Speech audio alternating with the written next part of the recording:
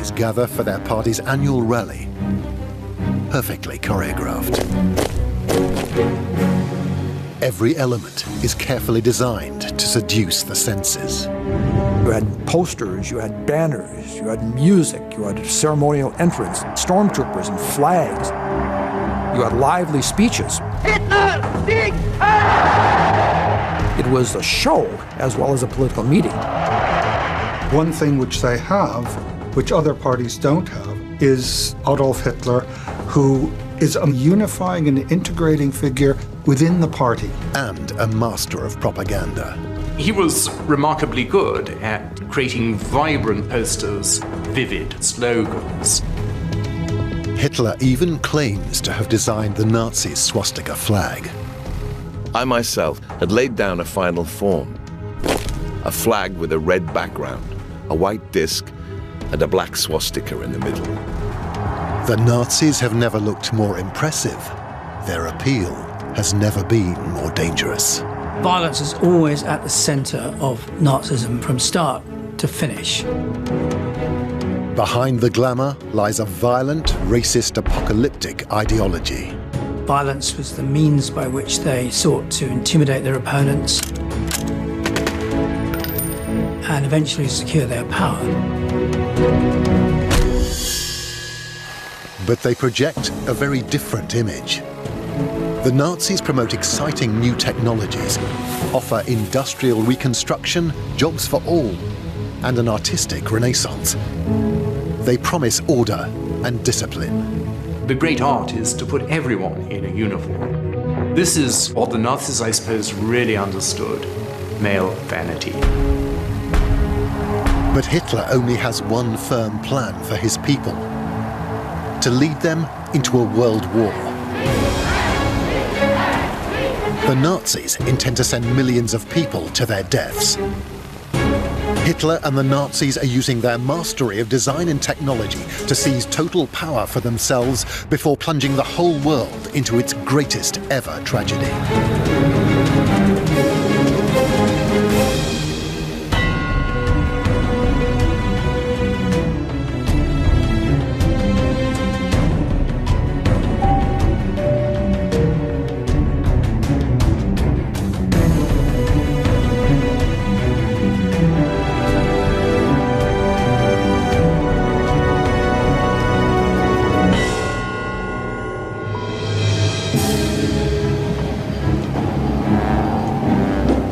Germany in the early 1920s. The First World War is barely over. Now, revolution is in the air. Shaken by the country's catastrophic defeat, communists and nationalists fight each other in the streets. The people are desperate for radical solutions to their terrible problems. If you think of what people in Germany had been through, they'd been through the First World War, when there's mass starvation. Over 500,000 Germans die because of the Allied blockade of malnutrition in the First World War. There's the terrible carnage on the front, where huge numbers of German men are killed.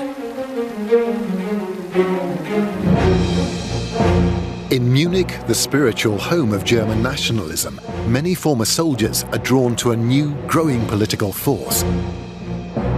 It is the Nazi Party, with its charismatic leader, Adolf Hitler. A veteran of the trenches himself, he's winning the city over to his new, darker, more violent brand of politics.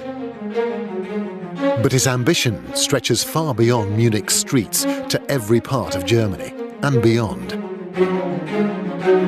In October 1922, he's ready to strike outside the city.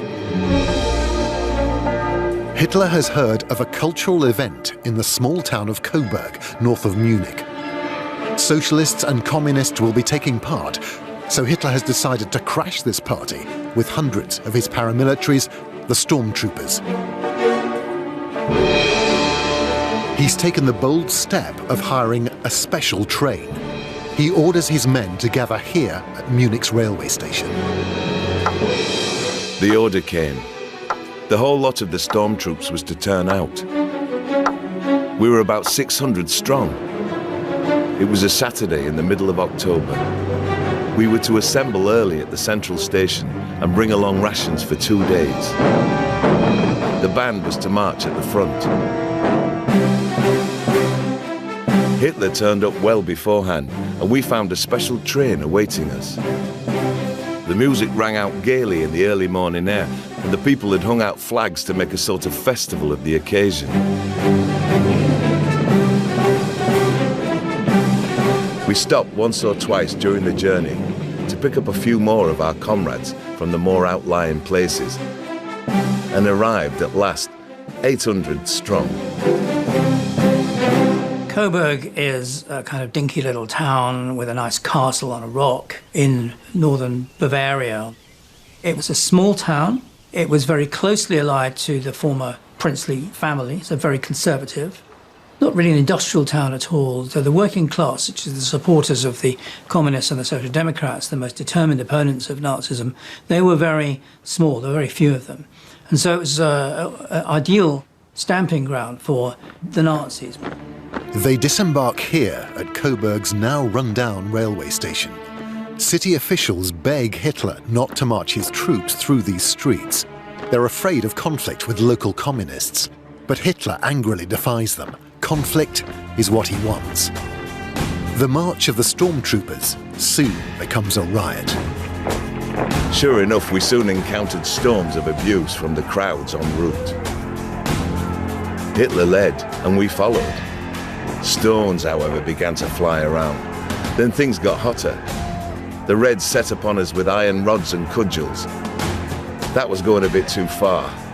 Hitler swung round, flourished his walking stick. That was the signal, and we flung ourselves upon our assailants. We counter-attacked for all we knew. It was jolly hard work, I can tell you. They rained tiles on us from the roofs and windows and tore up the cobblestones for missiles. But with such slight opposition, it doesn't take very long for the Nazi stormtroopers to demoralize and then scatter their enemies. Once the violence has died down, they spend the night here at the local shooting club. The next day, they go sightseeing at Coburg Castle before returning home to Munich. This bloody riot is portrayed in Nazi mythology as a tremendous victory over the hated communists. 10 years later, a special badge is awarded to those who were with Hitler in Coburg. It becomes the Nazi Party's most prestigious award. Hitler's credibility as a street fighter and die-hard anti-communist is now established. One thing which they have, which other parties don't have, is Adolf Hitler, who is a magnet for support and also acts, and this is really quite important, he acts as a unifying and integrating figure within the party. And he's one of the main reasons why, unlike many of the competitors, the party doesn't fall apart. Nobody ever revolts or rebels against Hitler, and he has a sense of authority and an integrating power which keeps this thing together. Hitler is crucial for boosting the Nazis' popularity. His name appears again and again in their publicity. No other nationalist leader can draw such large crowds. When the movement began, it was tiny, insignificant, limited to Munich. And they had no resources, no money. The one thing they could do was hold political meetings to make propaganda. And Hitler realized that that was something that he was extraordinarily gifted at. Gelöscht! Der Frevel ist gesünd! He could hold an audience. And he could hold an audience week after week after week after week. He captivates people with his simple, racist message. Germany has been betrayed. The Jews are to blame. Only Hitler and the Nazis can make Germany great again. As well as his speeches, Hitler also takes charge of Nazi propaganda in 1920. The impact is immediate. If you had to summarize the basic principles of Nazi propaganda, there would be simplicity, repetition, and emotional appeal. Propaganda had to be absolutely simple so that the message could be understood by everyone, and it had to appeal to the gut to emotion. He was remarkably good at creating strong, rhetorical, vivid, dynamic posters and huge, vibrant slogans, teaser questions, getting these all over the place, and people begin to notice them. And what happens is, because the posters are so damn good, people start turning up to the meetings out of curiosity.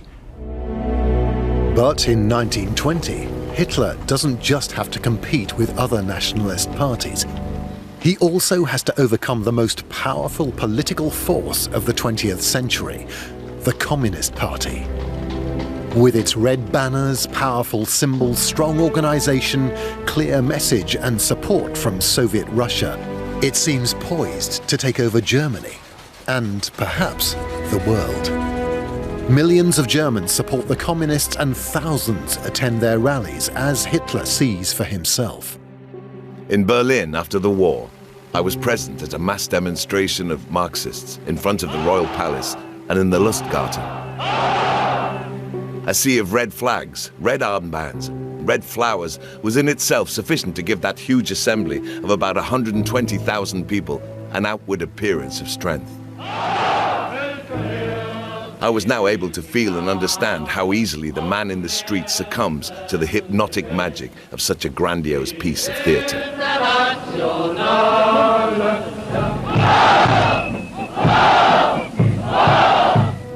Hitler wants a Nazi symbol and a Nazi flag at least as bold and popular as the communists.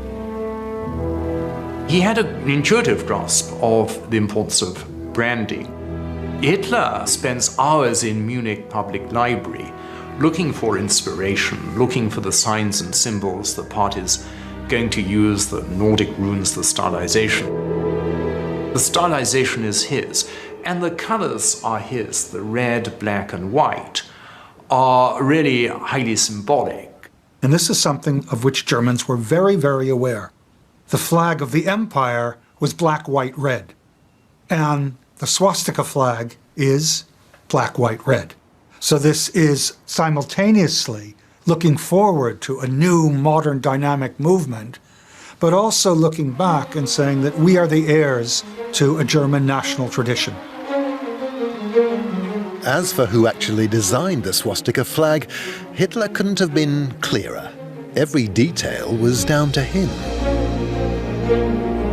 I myself, meanwhile, after innumerable attempts, had laid down a final form. A flag with a red background, a white disc, and a black swastika in the middle. And this remained final. But like so many of Hitler's claims, this is at best a gross simplification, if not an outright lie. The real creator of the flag is another Nazi, Dr. Friedrich Krohn, a dentist from Sternberg in northern Germany. Hitler dismisses his contribution as a good design very similar to mine. It will not be the last time he takes credit for someone else's work. Hitler was a plagiarist in everything. He didn't originate at all. He stole. He stole the symbols, he stole the rhetoric, he stole everything. But it was restylized. He was a great reimaginer, reconceptualizer. He was also a synthesizer. So you have a cacophony of different symbols, different rhetorics, different ideologies, and he produces this harmony from all this discord. He gives it a narrative structure, he integrates it, he makes it a highly coherent and cohesive symbol system, and he has a great natural talent to do this. From its creation in 1920, the Nazi swastika flag becomes an increasingly common sight, carried by the stormtroopers as they attack their left-wing enemies. But despite their violence, many Germans support the stormtroopers. There's certainly amongst large proportions of the German population a fear of Bolshevism and of russische Zustände, Russian conditions, chaos, and the fear that if we don't suppress the left, and particularly the communists, this sort of thing could happen here, and that we have to militantly prevent this sort of thing from happening. Enemies of the stormtroopers call them ill-disciplined thugs, but their smart brown uniforms are key to making them look respectable and popular. But who makes these uniforms? Metzingen, a small town in southern Germany. It has a long association with the fashion business, right up to today. It's also long been the home of the Hugo Boss company and the location of its worldwide headquarters. The Boss family's first shop was here on Hindenburg Street. Hugo Ferdinand Boss takes over his parents' shop just after the First World War, but he has bigger plans. He decides to start making clothes, opening his factory in 1924 with just 10 sewing machines. The workers make everything from underwear to traditional Loden coats. But one of the company's first big commissions is for a large batch of coloured shirts for a distributor in Munich, including brown shirts for the Nazi Party and stormtroopers. Hugo Boss may not have known who the shirts were for at this time, but in later adverts he describes his company as a supplier of party equipment since 1924. The Hugo Boss factory is just one of many small and medium-sized firms that make the huge number of uniforms needed by all the different Nazi organizations. All these companies profit from Nazi Party and later Nazi government contracts.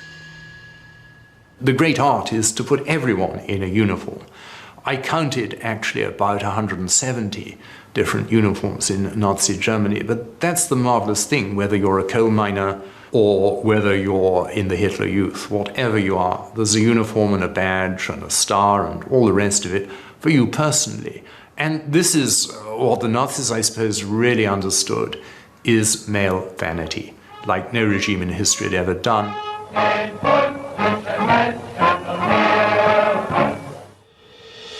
But the actual design of these uniforms is the work of other people. One is Walter Heck, a badge designer. In 1929, he creates one of the most notorious symbols in history, the SS runes. Heck isn't well off, so he accepts just 2.5 Reichsmarks, about $25 today, to allow the SS to use his new, sinister symbol.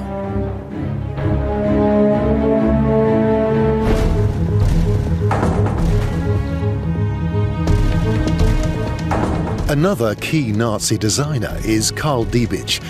He joins the Nazi Party in 1920 and creates many of its most significant items, including the SS dagger. In 1932, Diebitsch and Heck worked together to create their most important and most notorious product, the new all-black uniform for the SS.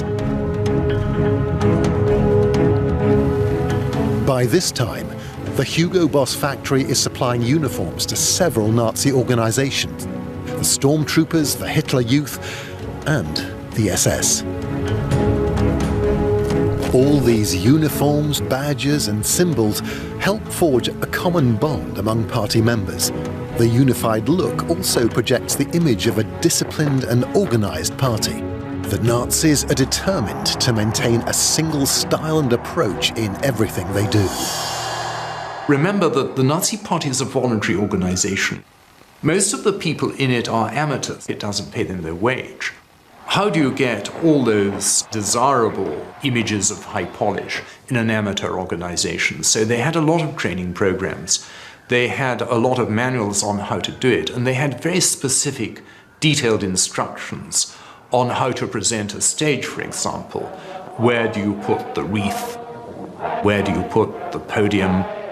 What about the pleated curtains, what you could do and what you couldn't? Their instructions are very precise.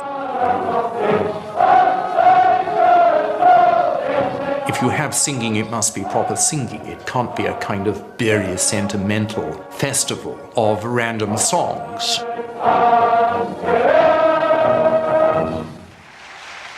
Also, you have to have clapping. The party leaders must clap the speech, even though They've heard it 1,000 times before, etc. They must set the example. So they have this very tight, disciplined control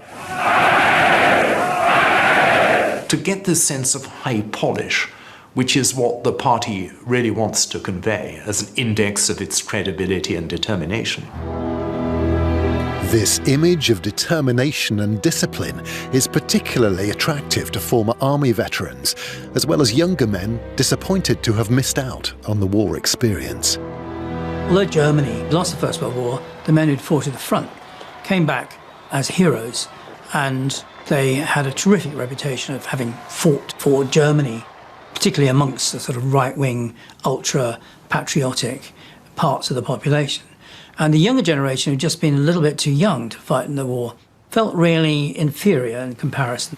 And that, I think, fueled a lot of the violence which the younger members of the stormtroopers movement were prepared to use.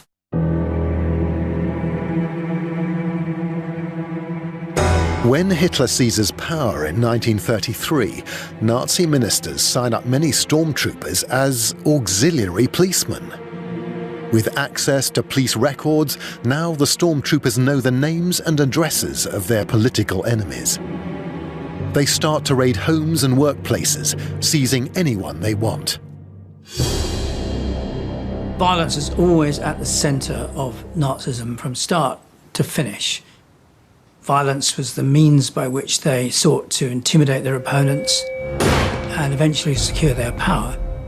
So they were prepared to beat people up, knife them, kill them, even to torture leading figures in the other parties. With the power of arrest, the stormtroopers become even more violent. They feel invulnerable. They're no longer content just to beat their enemies up. They start to take them prisoner in a network of unofficial jails. This building is the only secret stormtrooper prison that still exists. Within these cells, at least 500 people were held in 1933.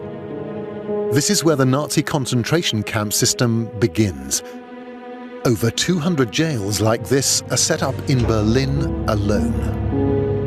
Every party was involved in violence in the run-up to the Nazi seizure of power, where the Nazis outdid all the others.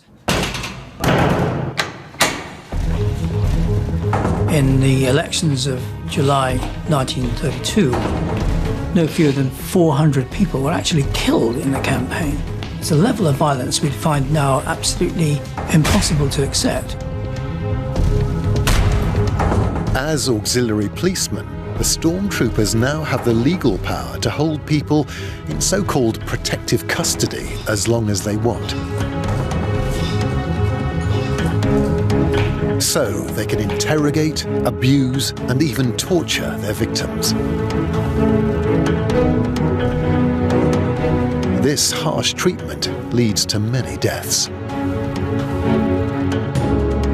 The Nazis couldn't care less. But when their own people are killed, they're hailed as martyrs, such as Horst Wessel.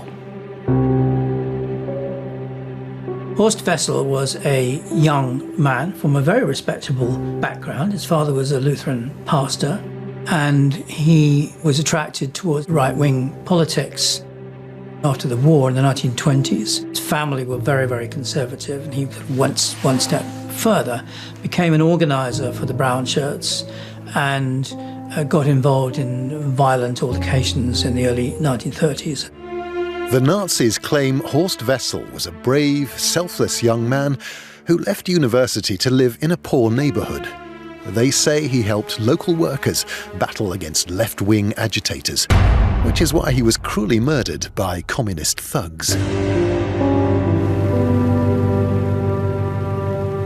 The leader of the Nazi party in Berlin at the time is Joseph Goebbels.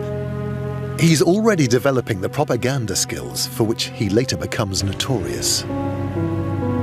Goebbels, the master propagandist, turned this into a huge campaign, beginning with his funeral of a man who'd sacrificed himself for Germany against the evil Reds.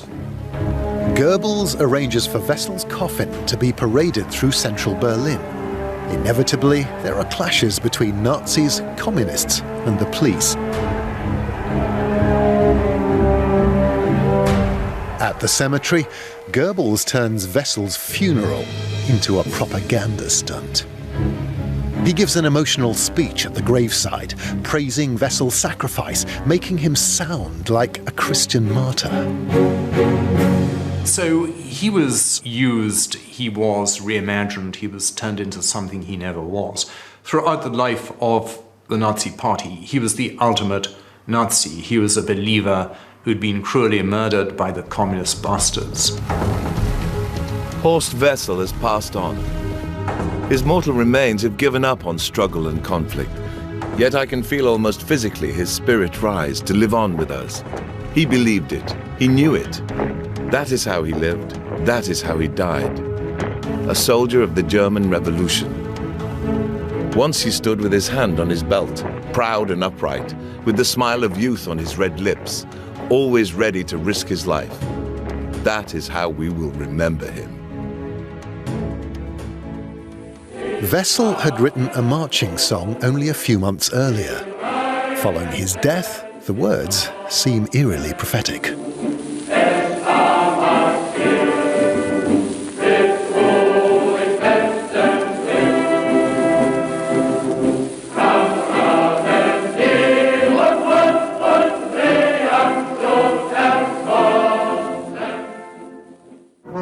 It soon becomes the official Nazi Party anthem. So Horst Wessel was really Saint Horst Wessel to the Nazis. There was nothing sordid about him. But the truth of Wessel's life and death is rather different from the Nazi propaganda version.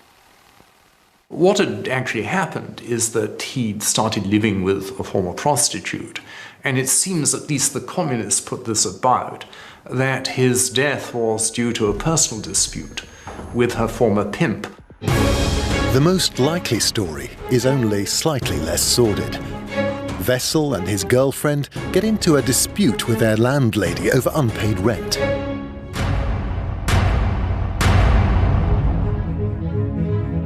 The landlady goes to the local communists for help. She wants them to use force to get the couple to pay up. At first, they aren't keen to get involved in such a petty squabble. But when they learn the debtor is Horst Wessel, a well-known and hated stormtrooper leader, they agree.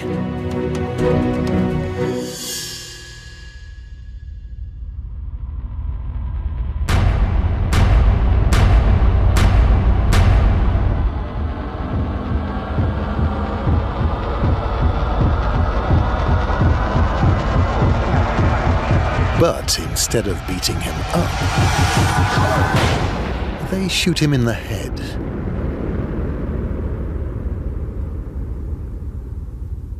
He later dies from his wounds.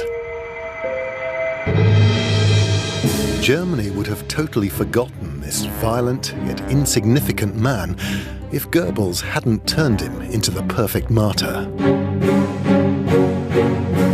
Martyrdom is so important to the Nazis, they even publish a book listing 140 fallen members. And a guide to rituals explaining how to conduct a Nazi funeral and showing the most tasteful Nazi gravestones. When one of the most senior party leaders, Fritz Todt, dies in a plane crash, he's rewarded with an elaborate state funeral. Fahnen der Wehrmacht und der Formationen und Gliederungen der Partei. Hitler himself leads the mourners.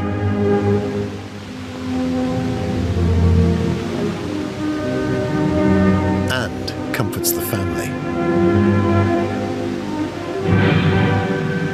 The ceremony reveals how the Nazis are creating their own cult of death. It is rich in sinister symbolism, including frequent use of the Nazi salute.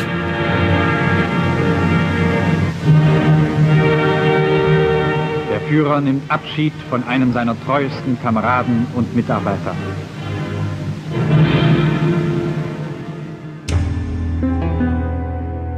The Nazi salute is one of the party's most recognizable features.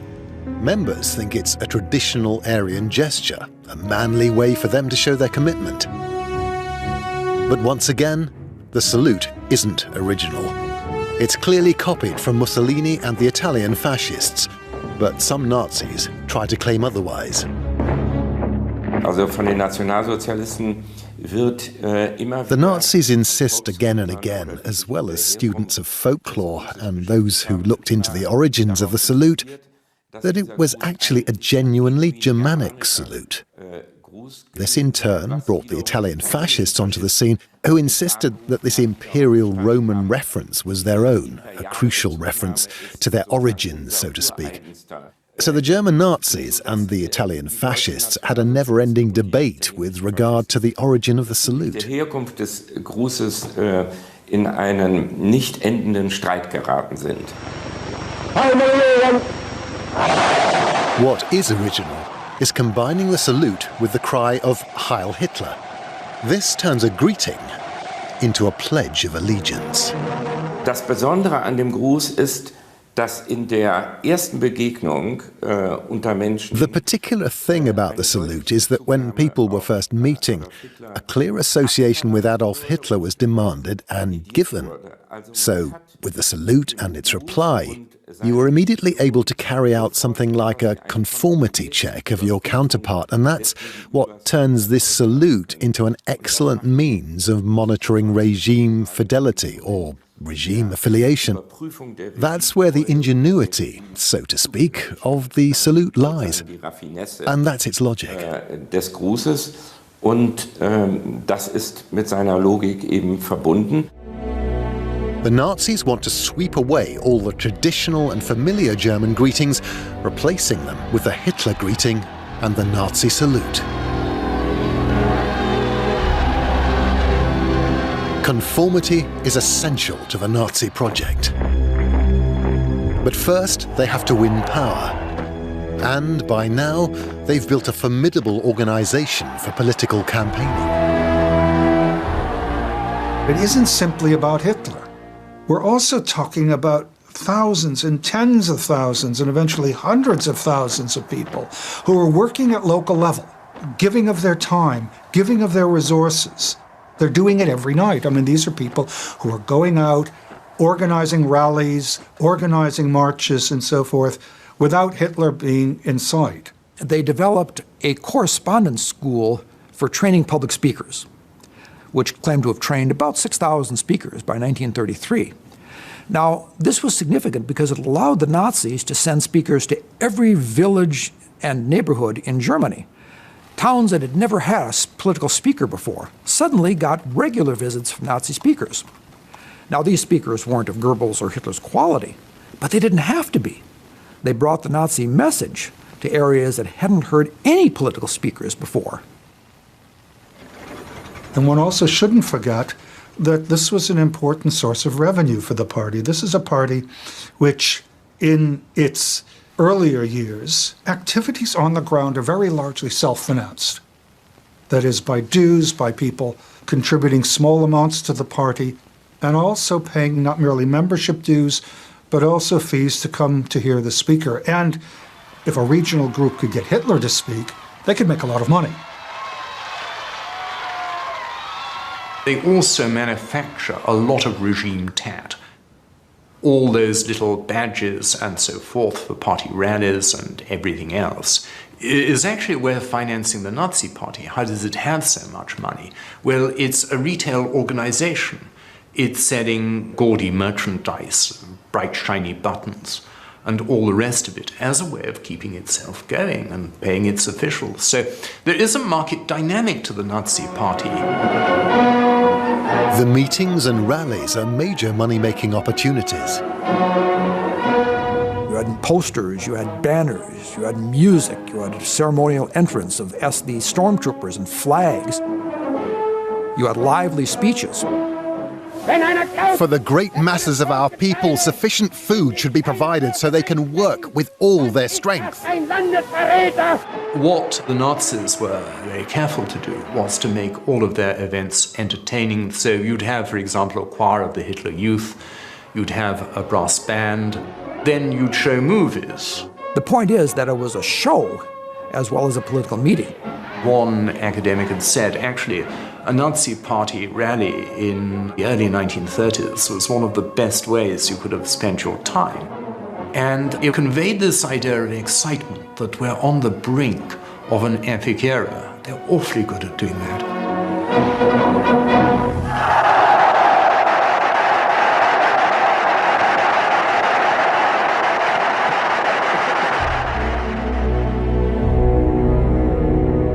Relentless campaigning leads to electoral success in June 1929.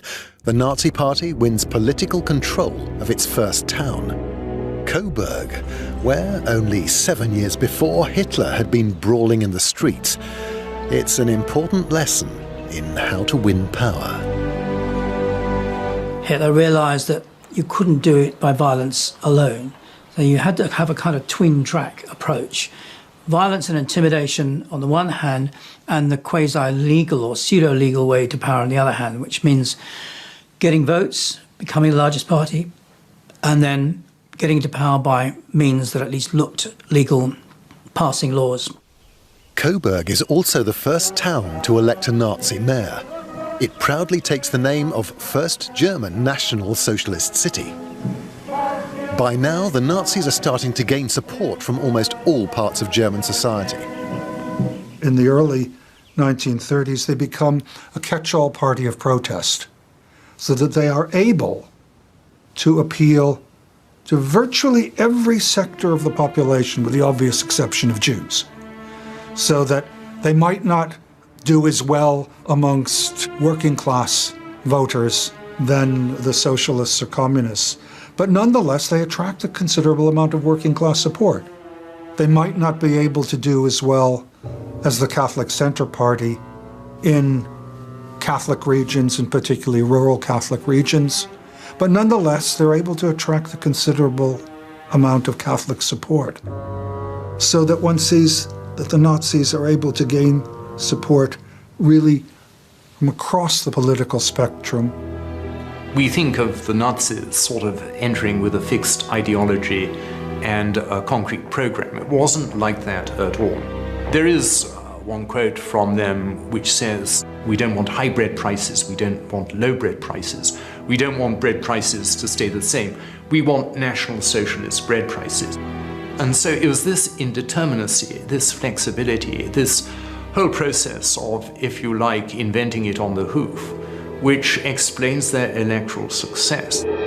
By 1932, Hitler feels confident enough to make an audacious bid for power. He launches a nationwide election campaign to become president of Germany. To reach as many people as possible, he does something no German politician has ever done before. He takes to the air. Well, it was totally novel. Very few people had ever been by plane. Hitler recognized, though, the utility that he could hit many cities in a single day.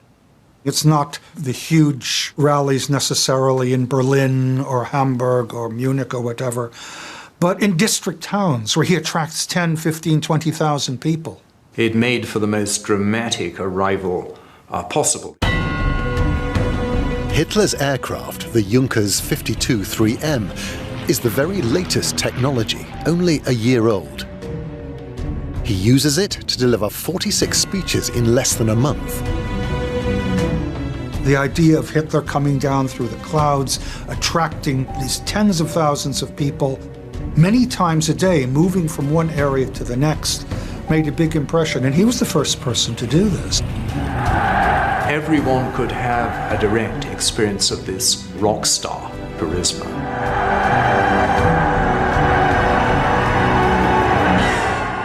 Anticipation could be built. Often the schedule fell behind. Hitler was an hour or two late in arriving. But that only built the tension. And when Hitler would finally arrive, there would be an explosion of cheers and Sieg Heils and so forth. So it was a very interesting and effective method of building the Hitler myth. Nazi propaganda exploits the image of the daring Hitler, not afraid of this still quite risky technology. One has to remember that this is a young man, a relatively young man for a politician. He is the representative of that younger generation who comes up from the trenches and as such is making a big impression on the German population. Despite Hitler's dynamic and relentless campaigning, he doesn't win the presidency, losing to the incumbent Paul von Hindenburg. But in fierce parliamentary elections, the Nazis do become the largest political party in the Reichstag, opposed by a similar number of communists and social democrats. German politics is increasingly polarized and violent. Democracy itself is becoming discredited. There are rumors the army is preparing a coup. Reluctantly, President Hindenburg appoints Hitler as chancellor to create some kind of stability. Hitler grasps this opportunity to start the process of Nazi political domination. It's a mistake to think that Hitler's appointment on the 30th of January 1933 was the seizure of power. It's only the beginning. Between then and July 1933, that the Nazis then used mass violence combined with a series of laws and decrees that they pass to seize complete power. By the summer of 1933, it's up to 200,000 opponents of the Nazis, again mainly on the left, had been put into concentration camps. That's an essential part of the Nazi seizure of power.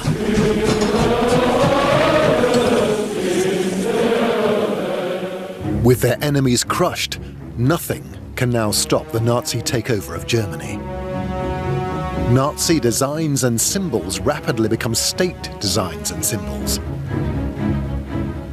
Und durch und durch ist Stein unsere Flagge zum Symbol des deutschen Volkes und Reiches erheben. In March 1933, the swastika flag becomes a German national flag. In May, the Horst Wessel song becomes part of the national anthem.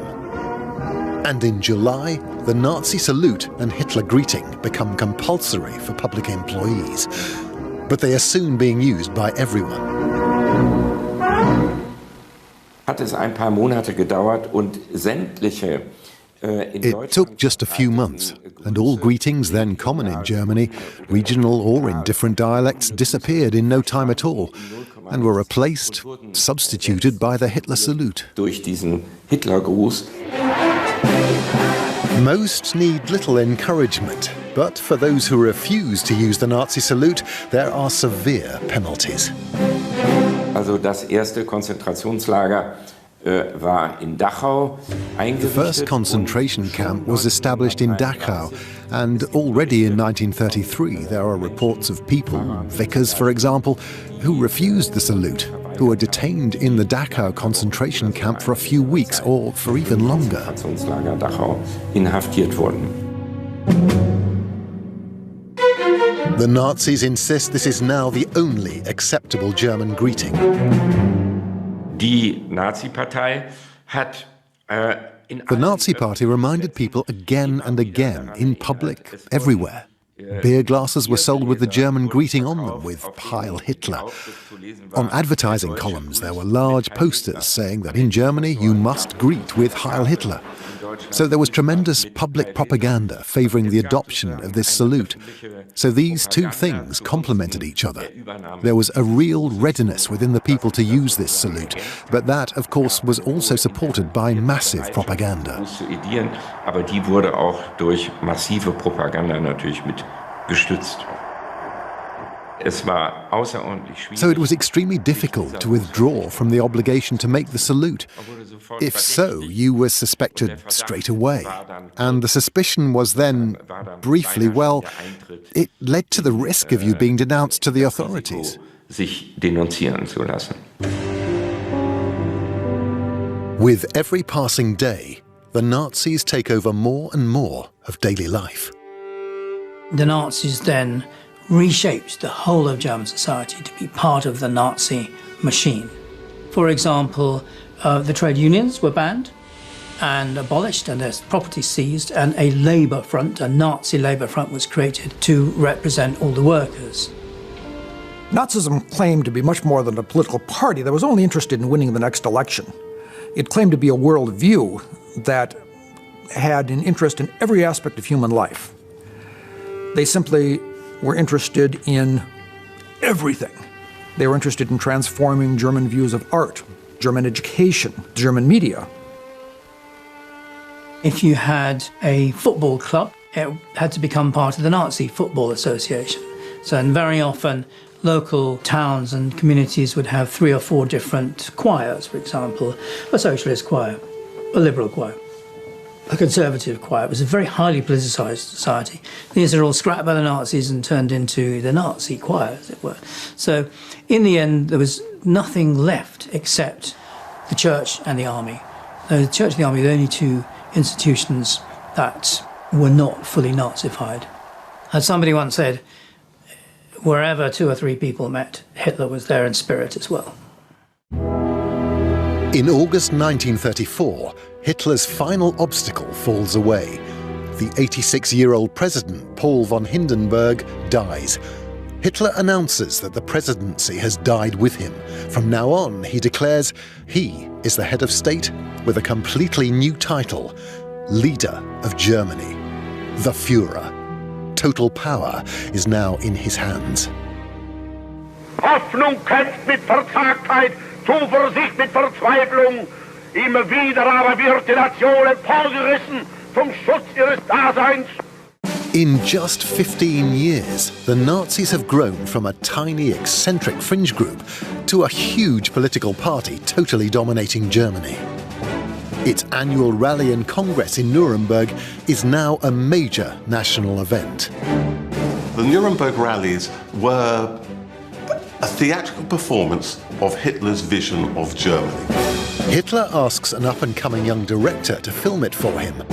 Her name is Leni Riefenstahl.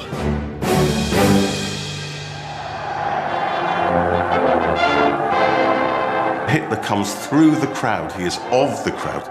He is of the people and rises above them. And so the leader speaks to the serried and ordered ranks of the masses, a vision of Germany which is about order, which is about hierarchy, the Führerprinzip, the leadership principle, and about hardness.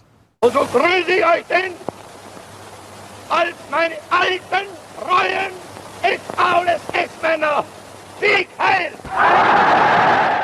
And every detail feeds into that. So, for instance, Albert Speer talks about the building of the Nuremberg arena, how it was made of granite and hard German oak.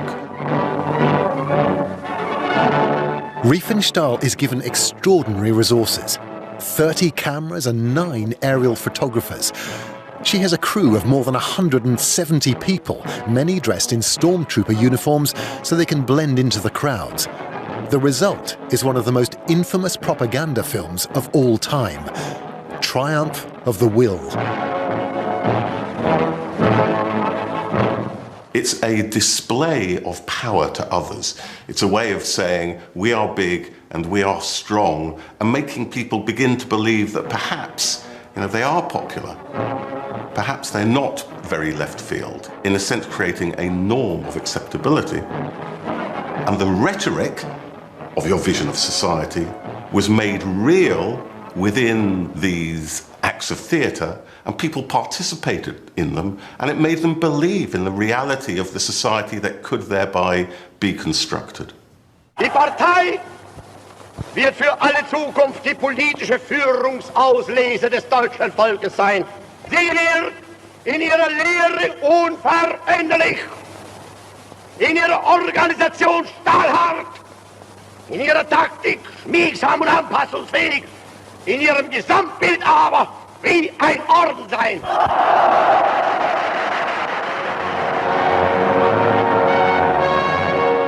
Goebbels was once asked what was his greatest propaganda achievement, and he said it's Hitler. It's the Hitler myth. It's the notion of this person who is utterly selfless, who gives himself up for the people, who is of the people, who is for the people, who tirelessly sacrifices and achieves for the people. And that image is central to Nazism. Hitler was absolutely central to the Nazi movement. It's hard to imagine Nazism without Hitler. It'd be like imagining Christianity without Christ.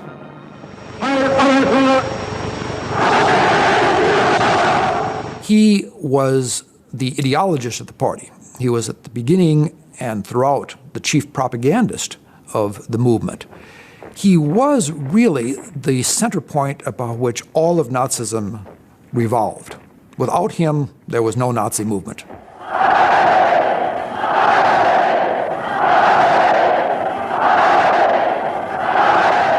Hitler aber ist Deutschland, wie Deutschland Hitler ist. Hitler, Sieg! Sieg! What you're getting is this creation of a sense of German identity and German community, which is defined and embodied in Hitler, which means that if you see yourself as German, then you are bound to Hitler and you are, in a sense, bound to follow Hitler. But where is Hitler leading Germany to? In 1934, many Germans seemed too dazzled by Nazi glamour to care. But Hitler has decided. He's already ordered the construction of thousands of new tanks and warplanes. They are essential for the next stage of his project. A great war of conquest, a war that would be the most destructive in history.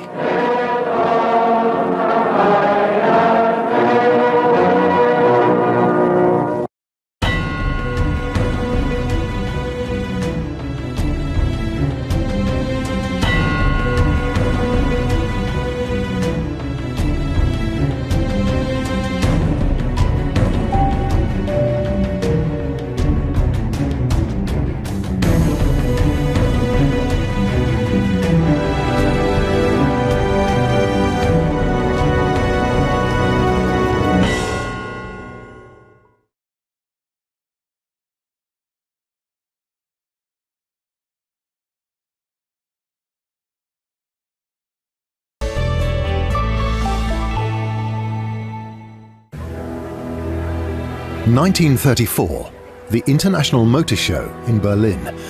One of Adolf Hitler's favorite events. Here, he promotes the Nazis' boldest propaganda project, building the motorways. Hitler fetishized mobility and loved cars, and you could tell that. Just weeks after becoming Chancellor, Hitler makes a promise. His plans for motorway building and car manufacturing will make Germany great again, ending years of hardship and high unemployment. In my opinion, the most appropriate way to guide the German people back into work is to get the German economy back into gear through great, monumental works. The Reich motorways were promoted and propagandized as the roads of the Führer. For Hitler, the motorways are a powerful symbol of Germany's return to power after humiliating defeat in the First World War, and the youth of Germany will build them. The building of the Autobahn was done deliberately in a way to make work for as many hands as possible, that it wasn't particularly mechanized. There are just a lot of guys out there with shovels. Hitler also promises to build millions of cheap people's cars for the masses, but none of these promises are ever fulfilled. Not one person who subscribed to the car ever got one because the war came and it was converted to military purposes in the factory. Instead, millions of forced workers and prisoners struggle and die, building roads that can never be completed, because Hitler only has one real drive: to wage war. His motorways are just another route to Germany's destruction.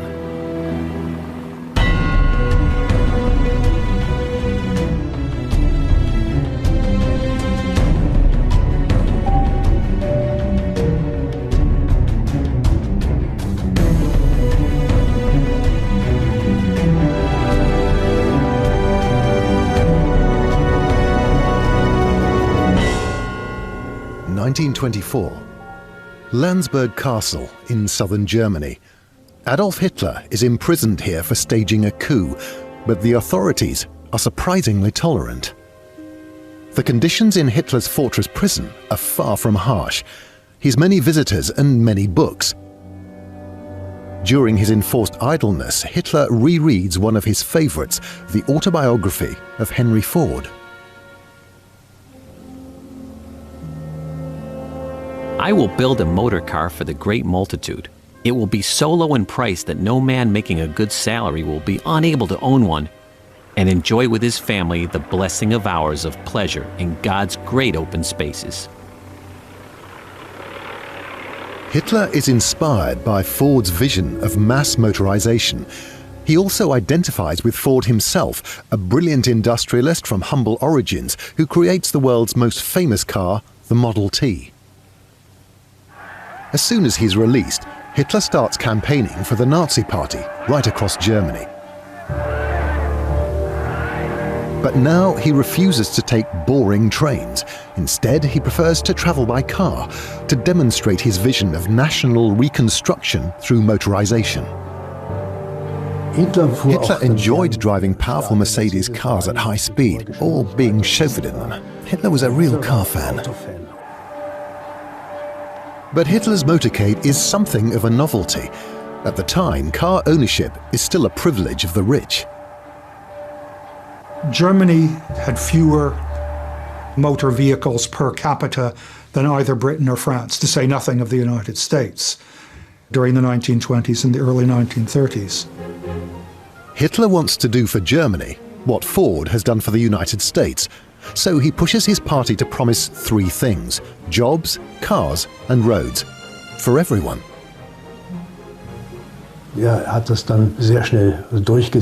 Very quickly, he asserted and propagandized that the German economy should be grown or restored to health, mainly through car manufacturing and road construction. In 1933, Hitler consults an expert on road construction who is also a loyal Nazi Party member. His name is Fritz Todt. Todt was a construction engineer, a road builder. He had a senior position at a very reputable construction company. He joined the Nazi Party very early on, in 1922 or 23, I think. In contrast to many other Nazis, he was very competent in his field, and most people describe him as a level-headed guy. The most crucial person in the development and realization of the motorways was definitely Fritz Todt. Todt presents Hitler with a plan for a national motorway network. He argues it will create jobs, boost tourism, and even have strategic military benefits. However, Todt's proposal isn't original. He borrows from plans created a decade earlier by the motorway lobby Hafraba. The Autobahn program begins in the Weimar Republic. That the first Autobahn is the one between Bonn and Cologne, which was supposed to be the first leg of an Autobahn going from Hamburg down to Frankfurt, down to Basel, the Hafraba. So that the idea of the Autobahn are already there. It is more than just an idea. These are comprehensive blueprints. These plans were very meticulous and were very advanced by the late 1920s. They had drawings for every 20-kilometer stretch, down to every last detail, which the Nazis based their plans on with only minor variations. When the Nazis come to power, Hitler appoints Todt General Inspector of Roads. He gets to work immediately. Naturally, sweeping promises about route completions were made. By 1937-38, 10,000 kilometers were meant to have been completed. The overall plan envisaged 22,000 kilometers of motorway. Im Verkehr beginnen wir nunmehr neue Schlagadern zu bauen. Wir haben 4 Jahre damals uns ausgebeten und wollen diese 4 Jahre nützen, zum Nutzen und Frommen unseres deutschen Volkes. Damit wohl in erster Linie für den deutschen Arbeiter. Germany had 35 or more % of the workforce unemployed when the Nazis came to power. The depression in Germany was deeper than anywhere else in Europe, and it's a big reason why the Nazis managed to come to power, because they promised to try and deal with it. People were fed the propaganda, this is a means to an end, a great glory will arise from this, and you're a part of that great glory. In other words, this idea that we live in epic times, you want to be part of that, then get digging the motorway, because everything will come to you, all the goodies, because then we'll be able to deliver by lorry and we'll be delivered fast, and you'll have a great future awaiting you. Many unemployed people put great effort into applying for jobs on the motorways. The Federal Archives have records of the unemployed sending in poems and using these poems to put themselves forward to finally get a job on the motorways. Queuing up for the dole, many years I spent. Now, finally, I hold a shovel in my hand. Doing physical work in nature out there worked on me like a miraculous cure. This is why I work with gratitude for the master builder of all time, to realise the jewel in the crown of his monumental plan, the Reich motorway. The building of the Autobahn was done deliberately in such a way as to make work for as many hands as possible, that it wasn't particularly mechanized. There are just a lot of guys out there with shovels. The routine was that workers were given work clothes and equipped with spades and shovels. The authorities would officially release them from the estate of unemployment. Then they marched off or were transported to the construction sites by lorries, which were driven by members of the SA in a kind of triumphal march.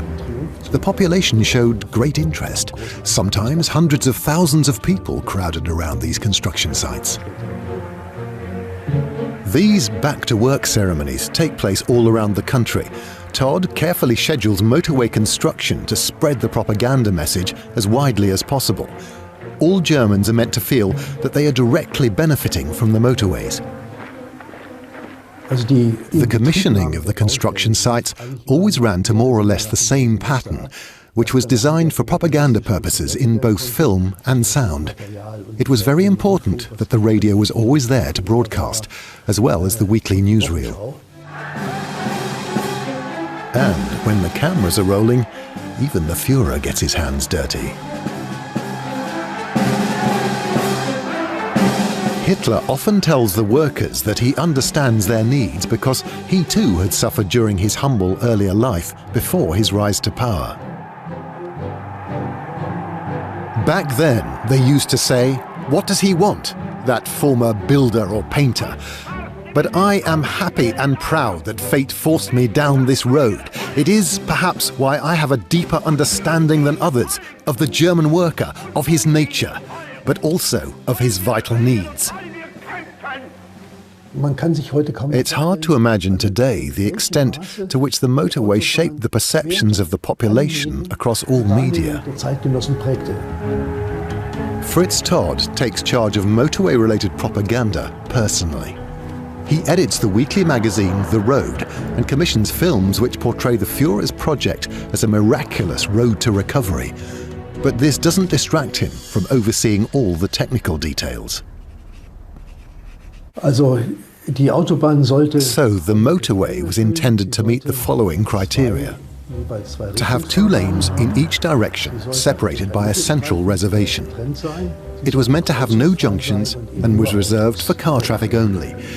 In the early planning stages, quite a few railway engineers were involved, which means that their plans followed railway construction conventions. An elevated track, preferably going in a totally straight line over long distances. Todd dismisses these coldly efficient straight lines. He prefers a route design known as the curved path. In this conception of the curved path, 2 aspects come together.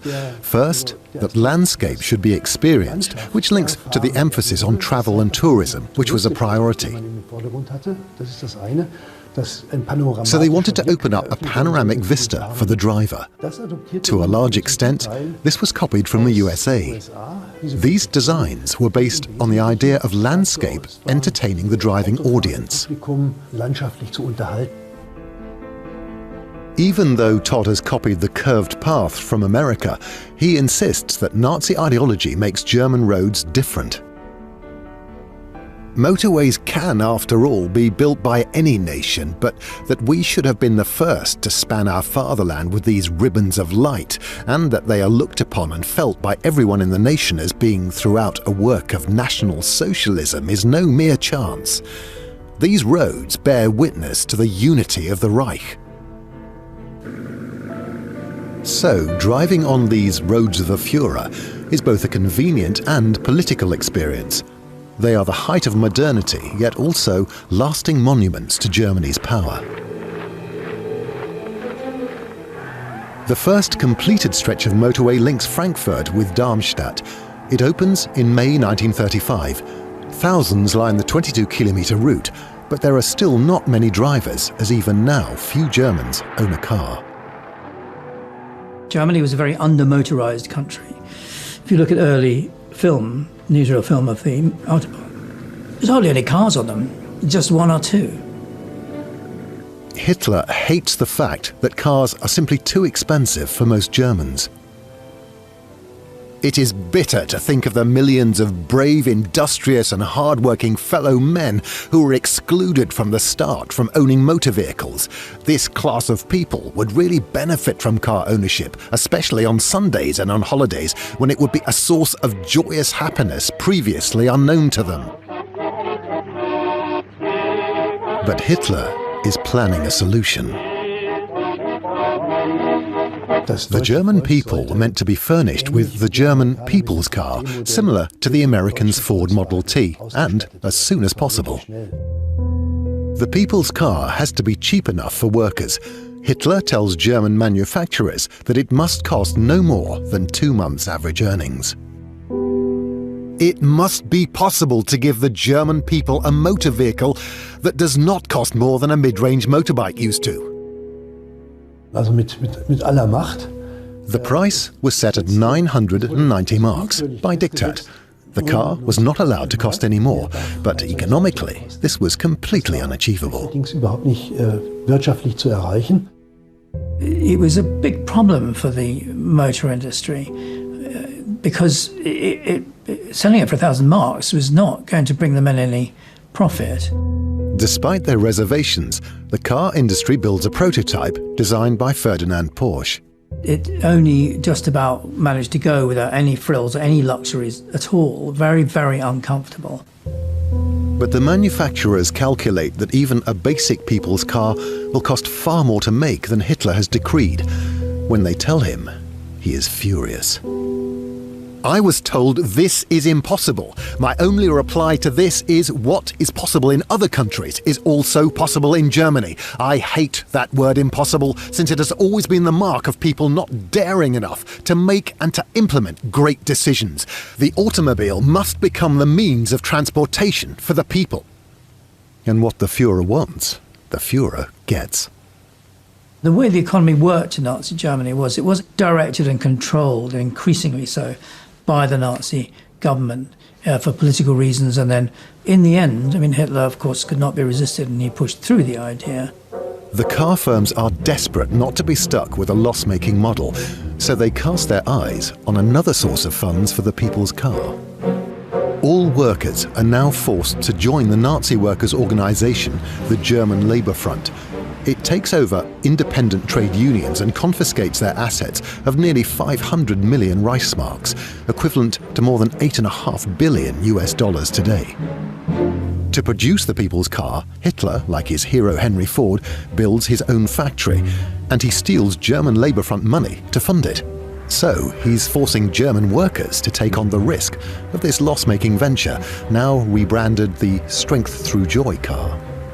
This means that, from the word go, this was an enterprise dependent on subsidies. A new factory was built, the Strength Through Joy plant, which later became the Wolfsburg plant. The factory is planned to be the largest in the world, bigger even than Ford's, with enormous output. Propaganda was spread that from 1939, 1.5 million people's cars would be built each year. The Nazis come up with an ingenious way of taking yet more money from the workers. There was a peculiar, I guess, hire purchase system where first you had to pay for the car and then you got it somewhat later. Sales are limited to German Labour Front members who have to buy a Strength Through Joy savings stamp every week until they reach the purchase price. But if they miss a single payment, everything they've spent is forfeit. So the workers are paying for their cars even before the factory is built. This was a new thing, the idea that I in my remote village might actually be able to have a car. And the Nazi party were telling all the time you could. It was only a matter of waiting, be patient and you'll get one. So a lot of it was aspirational consumption. You lived in hope, and they played on your hope. Hitler wants more people to own cars, but there is one group he does not want to see on Germany's roads: the Jews. There's a great diary from Nazi Germany by a Jewish professor called Victor Klemperer, who, with great pride and joy, buys a car, and then he's banned from driving it. Jews are banned from driving. The Jews driving offends the German traffic community, especially as they have presumptuously made use of the Reich motorways, which were built by German workers' hands. This prohibition hits us terribly hard. Jews are banned from driving and even owning cars. Victor Klemperer records the growing list of small, everyday pleasures now denied to Jews like him. They're wearing us down with ever new tricks. Ban on purchasing flowers. Ban on going to the barber. Compulsory surrender of bicycles. It is allowed to cycle to work, but Sunday outings and visits by bicycle are forbidden. Gradually you see, these things that he likes doing are kind of gradually circumscribed and stopped, and his life kind of closes in because he's able to do less and less. The Jews are persecuted because the Nazis believe they are an inferior race, whereas Germans are seen as superior, partly because of the concept of German work. The idea was that there was a special element of honor in German work, that there was an element of sincerity, of a work ethos that was specific to the German people. That was part of the Nazi ideology, and also something that Hitler very much stressed in his public speeches. I am asking you to bear in mind that we live in a time which sees work as an essential matter, and that we want to build a state which values work for its own sake and respects the worker because he is fulfilling a duty to the nation. The Nazis create a new national organization to embody this ideal, the Reich Labour Service. It takes over existing job creation schemes around the country. School leavers, students and long-term unemployed men are forced to do at least 6 months' service, creating an army of cheap labour. The propaganda message is clear. Physical labour should be admired and experienced by every German, regardless of social class. I ask you to keep in mind that we want to build a state which uses its labour service to teach everyone, even the pampered son of high-born parents, to value work and respect physical labour in the service of the national community. Whether you were a prince or whether you were a pauper, you had to build roads. The Reich Labour Service's propaganda also says it is unifying the country and overcoming regional differences. The Reich Labour Service was an important organization of the Nazi regime because it was an important element of Nazi propaganda. The most important propaganda opportunity was certainly the annual rally in Nuremberg, where the Reich Labour Service since 1933 was always a central element of the propaganda marches and demonstrations. So you would have 100,000 young men marching in front of Hitler, showing to the Führer that this organization was a powerful and important tool for the regime. Kamerad, woher stammst du? Aus Friesenland. Und du, Kamerad? Aus Schlesien. Von der Waterkant. Vom Schwarzwald. Aus Dresden. Von der Donau. Vom Rhein. Und von der Saar. Ein Volk. This is, of course, one of the great achievements of propaganda. This elevation of labor, partly by making everyone for a period a laborer, but continuously producing posters and films and so forth, celebrating labor as really the sinews of the culture, the foundation of the culture. It was a symbol of the regime in its attempt to overcome the Great Depression. It had young men, mostly men, put to work to show that the regime was trying to help the people, that it was an active attempt to overcome the crisis. And that was the most important propaganda element that it actually had. Young men walking with their spades through small villages, singing their songs, looking happy, and being back to work.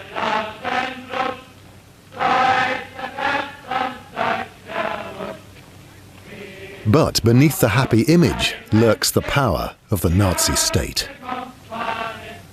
The Labour Service obviously had an element of coercion in it.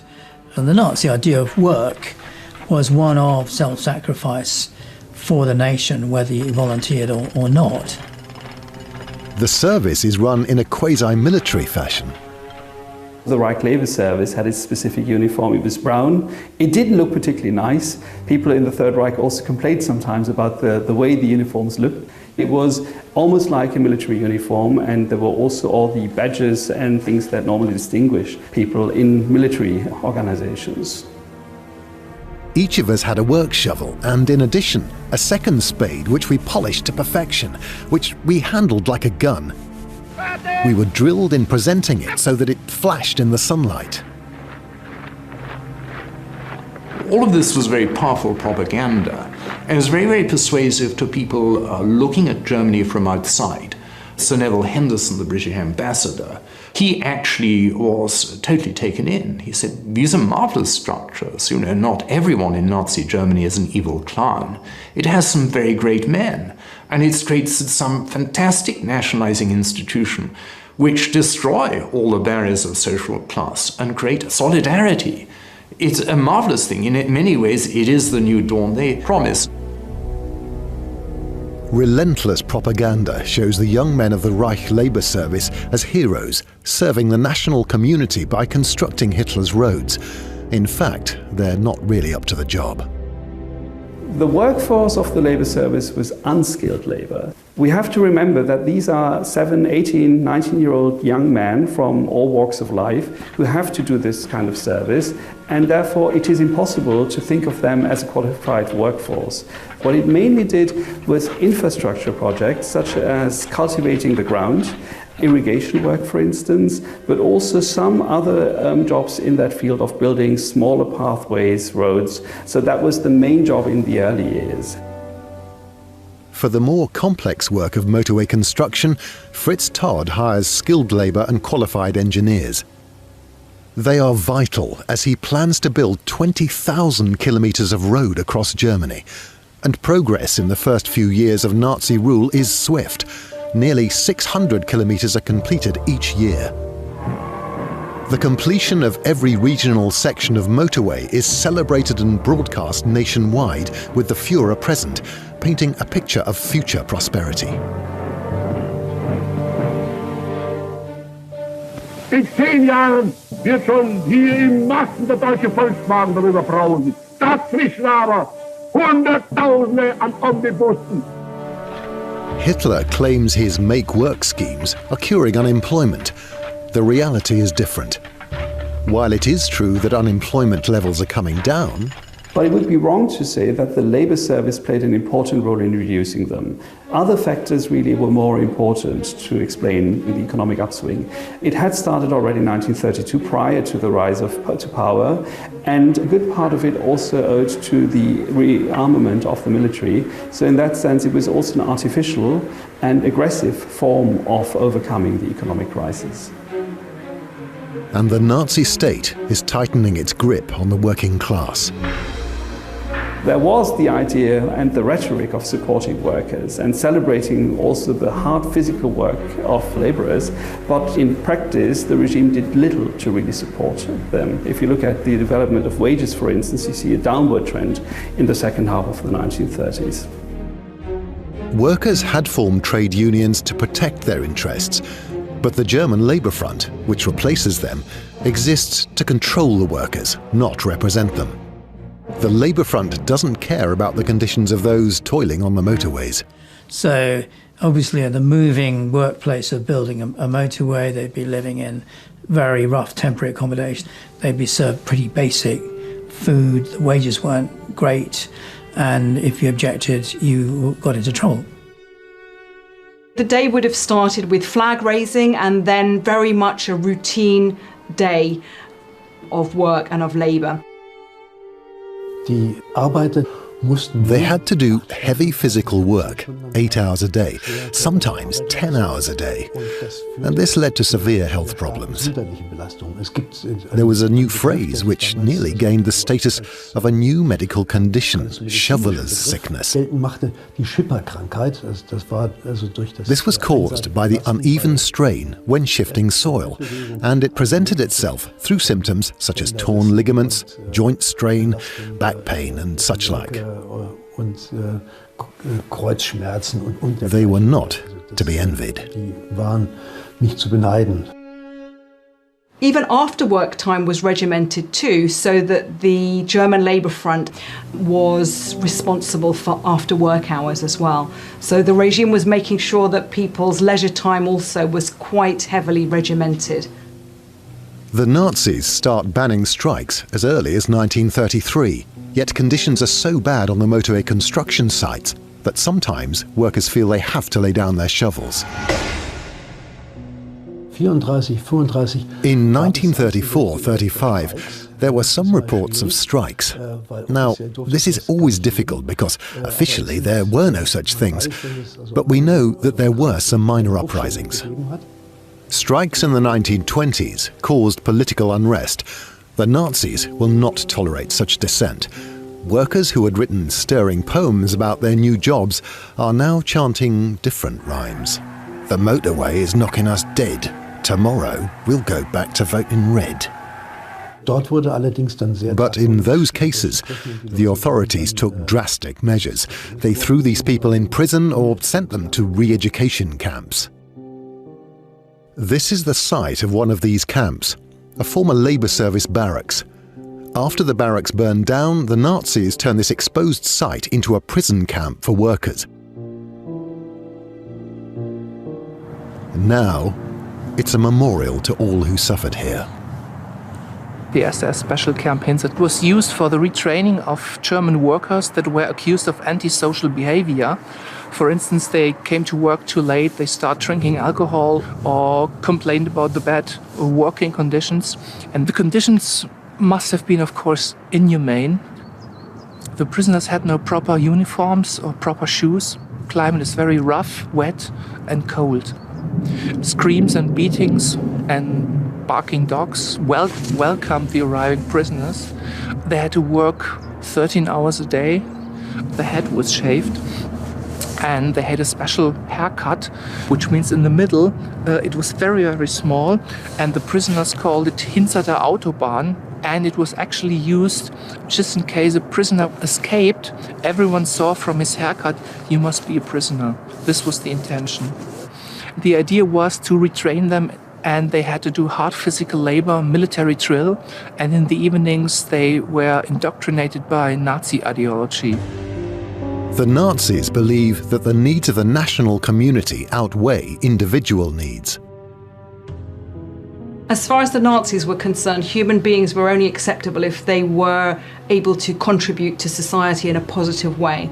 So they needed to be healthy, they needed to be productive to society, so working and playing their part in society, whether they were women or men, boys or girls. Everyone had a role. The ideal Nazi family would have the father going out to work as a breadwinner in the public sphere, the woman at home as a wife and mother, keeping home, doing the cooking, nurturing her children, nurturing the future of Germany, as it were. Hitler needs workers and soldiers to turn his vision of empire into reality. So what he wants from German women are German babies. But not enough of them are doing their duty.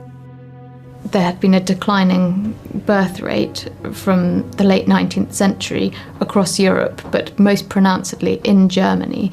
And Hitler, especially with his territorial ambitions, was keen to reverse this with pro-natal policies. So when the Nazis came to power, they shut down birth control centres, which had been some of the most advanced in Europe at the time, and made abortion illegal. German women, be true to your task. See to it that Germany shall not be a people without youth, that is, without a future. When you have blessed as many children as possible with life, only then will you have your greatest purpose in life. Propaganda posters at the time would depict women with babes in arms, surrounded by children with a strong father figure. In contrast to films where women were wearing lots of makeup and might have been sort of lithe, Nazi propaganda portrayed women in much more sort of strong farmhand, breeding light. The regime also introduces a range of incentives to boost fertility. Very soon after the Nazis seized power, in June 1933, they brought in a marriage loan, which offered couples a monetary loan that was reduced by a quarter every time the couple produced a child. Contingent on being able to get this loan was being politically reliable, so you couldn't be an opponent to the regime, a communist or a social democrat. The Nazis attached a hierarchy to different levels of motherhood. So one of the symbolic ways in which they did this was to distribute crosses of honour of the German mother. And these were given out in bronze, silver and gold for mothers who had 4, 6 and 8 children respectively. And members of the Hitler Youth were required to salute wearers of these medals in the street if they saw them. When a mother gave birth, members of the Hitler Youth and the Deutsche Bund would come round and garland the house. It was made into an epic. You were made to feel terrifically important. So the regime strongly favours childbirth and motherhood, but there is another sinister side to the Nazis' growing control over reproduction. They wanted to prevent births of what they considered to be the unfit. So those could be the racially inferior, which were considered to be the Jews and the Gypsies, and then the hereditarily inferior, or the people who were regarded to be unhealthy, unfit. The Jews were seen as particularly culpable for polluting the Aryan German race, in spite of the fact that they were only, I think, 1% of the population of Germany. The Nazis turned their ideological policies into laws which progressively strip Jews of their rights. The Nuremberg laws were introduced in 1935. These were racial laws designed to take away the German citizenship of Germany's Jews, so effectively turning them into subjects instead of citizens. Racial discrimination is now enshrined in law. The Nazi state intrudes into the most intimate areas of the people's lives. Germans and Jews were, from this point onwards, forbidden to marry or even have sex. Jewish men were forbidden from employing Aryan German women as housemaids. This was playing on a stereotype of a Jewish man as a sexual predator intent on defiling Aryan women. This was an example of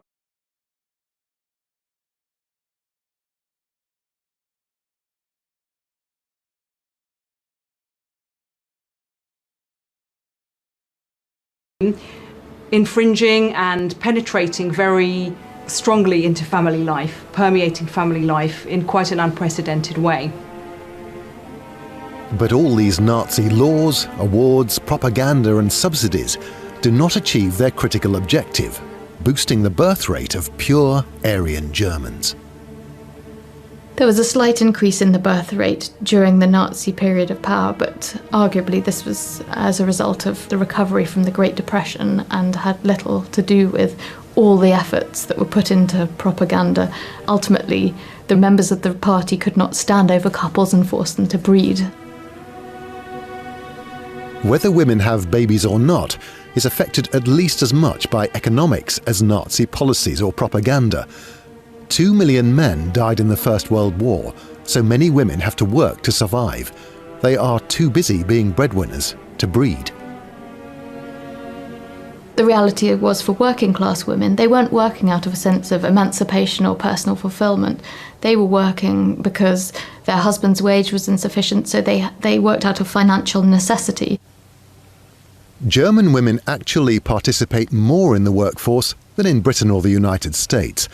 But the Nazis prefer them to stay in acceptably female roles, such as agriculture.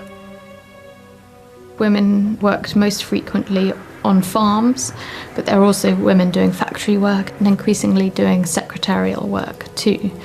The Nazis were keen, if women were going to work, they wanted them to work in what they considered their natural spheres. But Hitler is turning the country towards war. Having militarized the economy, the regime is now forced to soften its line on women's roles because military conscription is taking many men out of the workforce.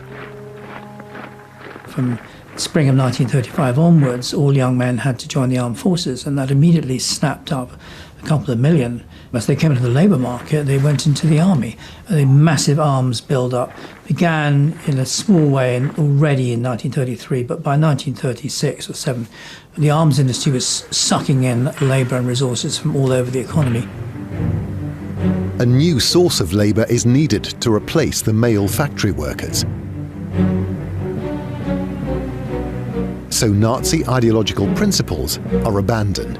Even mothers leave the marital home to take up jobs. Women were a fantastically cheap labour source in comparison to men. Their wages remained persistently lower than men. They were a resource that the regime couldn't afford to ignore when they were in the business of rearming. Yet before Hitler can start his war in the east, he first wants to fortify his border in the west. He orders Fritz Todt to build an enormous defensive structure, the West Wall. But his workforce is busy building the motorways, so Todt turns to the unskilled workers of the Reich Labour Service. He was part of building these fortifications in the west of the country, the so-called Westwall, which was an important new dimension that absorbed many of its units in 1938 and 1939. So the whole idea of education, of indoctrination was less important, and work hours, work days become much longer. 600,000 men build the West Wall, working 7 days a week. Todt's work is so crucial to Hitler's war plans, he grants him authority over the nation's entire construction program with his own task force, Organisation Todt. Now Todt is able to complete the West Wall in just over a year. With its 630 kilometres of bunkers and fortifications, this is a real line of defence as well as a show of strength.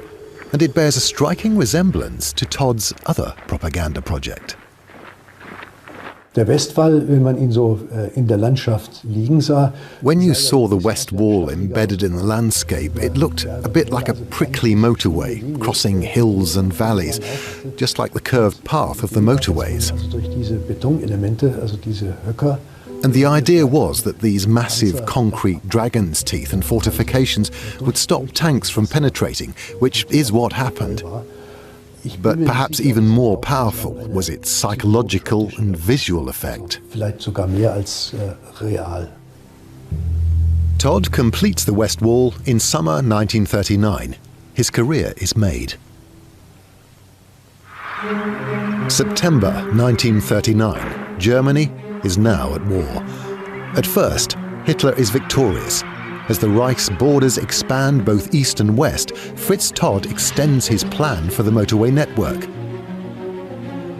But the new roads are no longer intended for enjoyable drives with scenic views. These roads have an aggressive political purpose, supply lines for the army and routes for future German settlers. Für den Fall eines Siegs oder They were already making plans for huge thoroughfares that would have connected the empire with the territories they planned to enslave in the event of victory, which they were convinced would come. These plans would have extended the motorway network from Holland, France and Italy, that is, from the west and the south, all the way to Moscow. Dann also letztlich bis vor Moskau. These are big plans. But even at home, there's not enough labour to build the motorways. workers have been lured away by the high wages offered creating the West Wall. So, to keep expanding his motorway network, Todd has to find another solution. It was one that had previously been rejected: mechanization, turning to technology. Remember that in the early years, work was done almost exclusively by hand, and now road construction machines were deployed to replace labour.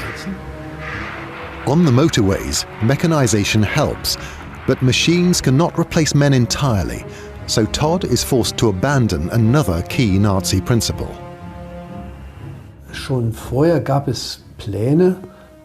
There'd previously been plans to deploy Jews from concentration camps. Einzusetzen.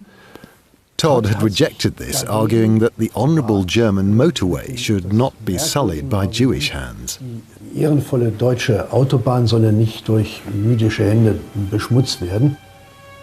Todd reluctantly uses Jewish concentration camp prisoners on the Führer's roads, but the decision does not harm his career. In fact, he gains power when Hitler gives him an even more important job. During the war, he was made Reich Minister for Armaments and Munitions. He successfully demonstrated his competence and was considered an authority. The organisation Todd went east too, of course, to Poland, to Russia, to Ukraine, to build roads, accommodation, and so on. Everything that falls under military engineering, especially bridge construction. The organization Todd was also really involved in highly destructive tasks during World War II. The most important example is probably building the Durchgangsstraßen, highways basically, to the eastern occupied parts of Europe, where forced labor and many Jewish forced laborers were employed, and there was this idea of exterminating them through work. From 1941, the organisation Todd uses forced labour and prisoners of war to construct these Durchgangsstraßen, or thoroughfares. These men are, literally, worked to death. Also man kann sagen, je weiter man vom You could argue that the further away you got from the centre of the empire, and the further you left behind the area where the population could monitor you, and the further the war progressed and became more problematic, the lower the reluctance to use forced labour, until you didn't even try to hide the fact that people were being worked to death. Das Todarbeiten der Leute zu kaschieren. The Nazis had this very important idea that people who were not deemed to be part of the national community, of the Volksgemeinschaft, should be excluded and also be exterminated by work. At first, this extermination through labour only takes place openly on the edges of the Reich. But even within Germany, the regime and private companies have no qualms about using forced labour in every part of the economy. Prisoners of war, along with people from occupied territories, are shipped into Germany to work, and again, the ideological objection to using Jews is abandoned. After 1939-40, even Jewish forced labour was used, and forced labourers were treated decidedly worse than German workers. They lived in terrible conditions. Forced labour becomes increasingly necessary for a regime which is sending literally millions of men into their deaths on the Eastern Front. At Hitler's car factory, 2/3 of the workforce are forced labourers, but they are not building the promised people's car. Not one person who subscribed to the car ever got one, because the war came and it was converted to military purposes in the factory. In reality, only 600 cars were built, most of them for display or similar purposes, whereas they built about 50,000 Kübelwagen and about 15,000 amphibious Schwimmwagen, which are military vehicles. The people's car itself only existed in propaganda films or occasional propaganda rides. More than 300,000 German workers paid their weekly contributions in the hope of owning a people's car. They had hoped in vain. In January 1942, Hitler himself issues a decree banning all private car journeys. No one is now allowed to drive on the Führer's roads unless it directly supports the war effort. And finally, all motorway construction in Germany comes to a complete stop. But Fritz Todt does not live to see all this. In February 1942, Todt was killed in a plane crash when he was visiting Hitler's headquarters, the Wolf's Lair. His death comes as a huge shock to Hitler. Todt's importance to the Nazi project is shown by the grandiose state funeral he's awarded with military honors. Fritz Todt had used the enticing argument that the motorways would play a valuable military role. He had the idea that 60,000 men could be moved from one border to the other within 2 days, but this was delusional. Even if they had completed the motorway network, this would have been impossible, firstly because they lacked trucks, secondly, rail transport was much more efficient. So the military was in fact quite sceptical about the motorways, and they were concerned that they might be used by enemy aircraft as guidelines. Well, the motorways turned out to be incredibly useful for bombers because they were very white and bright, and they went from one city to another, and so you could use them as navigational aids, so they in the end were painted over with camouflage. The army's fears about the Führer's roads are realized during the 1943 Allied bombing campaign. Germany's decisive defeat at Stalingrad is a sign of even greater reverses to come. But Hitler is in denial and carries on regardless. His propaganda machine starts using a new slogan, Total War. Total war meant lots of mobilization on the home front as well as on the fighting front. And eventually, in January 1943, the call-up for work began. Total war had a specific economic purpose, and that is to fully militarize its economy. The Nazis issue decrees that minimum working hours for all workers must go up, and Hitler is finally forced to accept that women must work in the munitions industry. Women were working in evacuation procedures, air raid protection. They were working in distribution of goods, so the real mobilization. Although it went against earlier Nazi propaganda and earlier Nazi motives, was a pragmatic attempt to get the whole nation working together for this total war effort. The very survival of Germany is in doubt. So now, almost every Nazi principle is sacrificed. Even children are drafted into military service. Hitler's top propaganda project, the motorway network, lies unfinished under camouflage. Todt's workers had only managed to build 4,000 kilometers, less than 20% of the promised network. Despite its scale, the West Wall only holds back Allied forces for a few months. Nazi Germany is now suffering defeat after defeat. The Allies are advancing on all fronts. Die Alliierten hatten natürlich keine allzu große Ehrfurcht vor der Autobahn. The Allies, of course, did not show a great deal of respect for the motorways, but drove right over them with their tanks. Zerstörten, ausgebrannten Autos. The motorways were littered with destroyed, burned-out cars, which had been abandoned as people fled.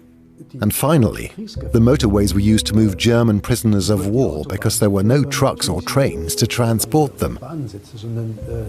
As was common with prisoners of war, they were marched along the roads partly to humiliate them. So, once again, the motorways became the roads of the Führer. Straßen des Führers. Hitler promised a network of superhighways to link up his European empire, but he failed to deliver. In the end, the limited scale of the motorway network reveals the huge difference between the Nazi propaganda and the grim reality.